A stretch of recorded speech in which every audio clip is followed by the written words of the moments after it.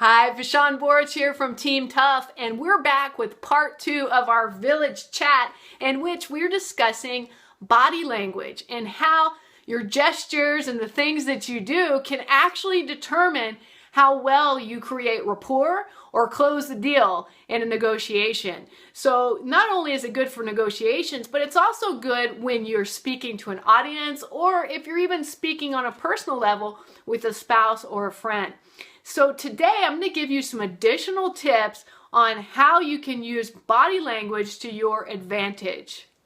All right, here are a few ways that you can show positive body language when you're speaking with others and to generate good rapport.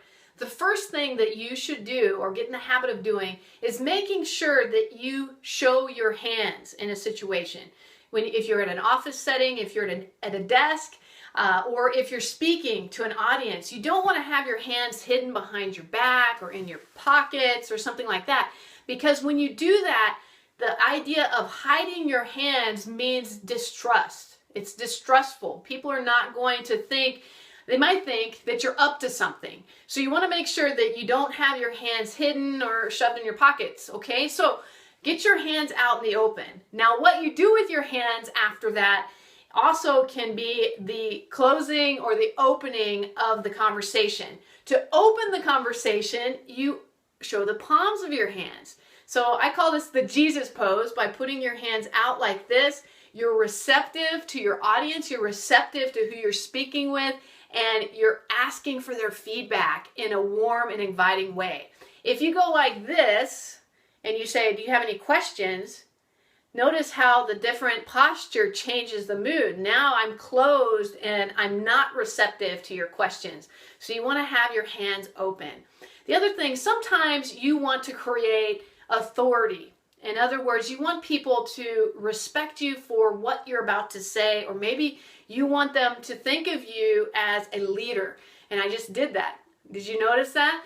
This is called steepling. Steepling is when you bring your hands together like this. Just by bringing your hands together, this particular position shows power and authority. It's letting whoever you're speaking to know that what you have to say is important and they should listen to you because you are someone of authority, okay? Another way that you can do that is if you're at a desk, put your palms down on the desk. By having palms down when you speak, what that does is it lets people know that what you're about to say is important and you are an authority on whatever the subject is that you're about to speak about. The other thing you can do if you're in a stage environment, you might put your hands on your hips. I would recommend your hands like this to have a more relaxed posture, but this shows a posture of authority and power. You're commanding the stage, you're commanding the environment you're in. You don't want to stay like this too often though, because it can be a little put off, kind of like you're a know-it-all. But every now and then, if you're trying to make a point, you might put your hands on your hips briefly. Be sure to, if you're inviting comments from the audience, to open your hands out, especially if you would like to have a more warm presence. There's that steepling on authority. So I hope those body language tips will help you in your next communication with anybody in your family as well as in the business world. With that, we'll give you a few more tips in my next video tomorrow. Thanks.